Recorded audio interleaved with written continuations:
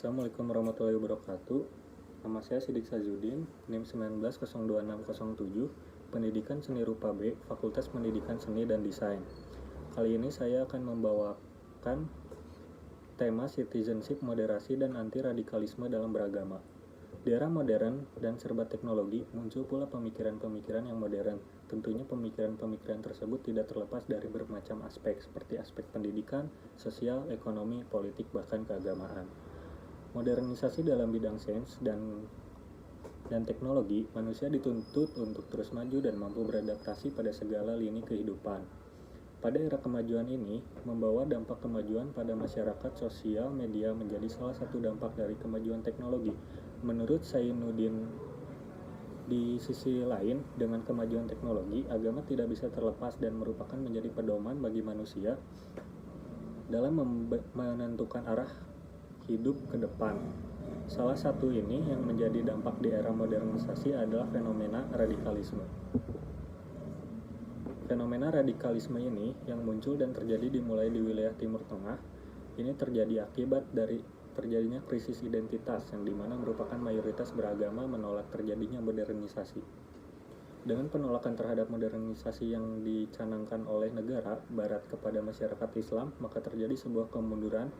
Kemudian akibat dari penolakan tersebut, maka muncul paham radikal dan tatanan masyarakat Islam sehingga terjadi kemerosotan moral dan agama yang disebabkan oleh kemajuan teknologi, sehingga ilmu pengetahuan dalam modernisasi pemahaman Islam yang berhaluan barat.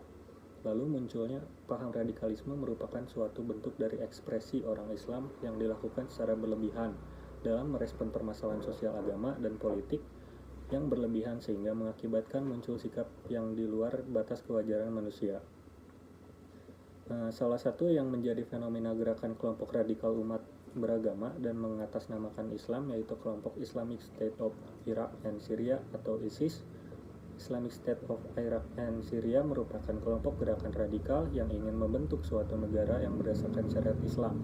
Dengan adanya gerakan kelompok radikal seperti Islamic State of Iraq and Syria tersebut memiliki tujuan mendirikan negara yang berasaskan syariat Islam, akan tetapi cara yang dilakukan tidak sesuai dengan syariat Islam. Bahkan kelompok tersebut melakukan perluasan kekuasaan sampai ke seluruh dunia dengan membawa atas hukum Islam dengan mengatasnamakan jihad.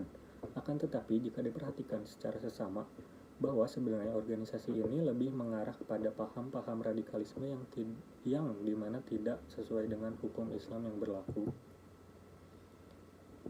Paham radikalisme yang dibawa oleh ISIS ini merupakan lebih mengarah kepada arah fanatisme yang dilakukan secara berlebih-lebih. Istilah radikal atau radikalisme muncul dan dicetuskan oleh negara-negara barat, di mana pemahaman tersebut dianggap sebagai paham yang keras dan mengandung kekerasan dan mengatasnamakan agama, terutama agama Islam.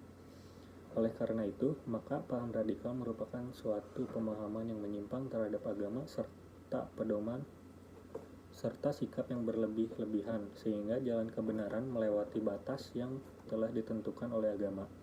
Di era modern, agama memiliki peran penting dalam masyarakat sebagai pedoman serta memposisikan diri untuk berdampingan dengan zaman yang terus maju dan berkembang sehingga tak menyimpang. Di sisi lain, perkembangan demokrasi serta kemajuan teknologi informasi tentunya masyarakat dari berbagai lapisan dengan mudah mengetahui hal-hal yang berkaitan dengan agama. Informasi keagamaan dapat dengan mudah dikemas baik dalam bentuk buku, video, atau berbagai platform media sosial. Di sisi lain, moderasi beragama juga mampu mempengaruhi kesehatan mental.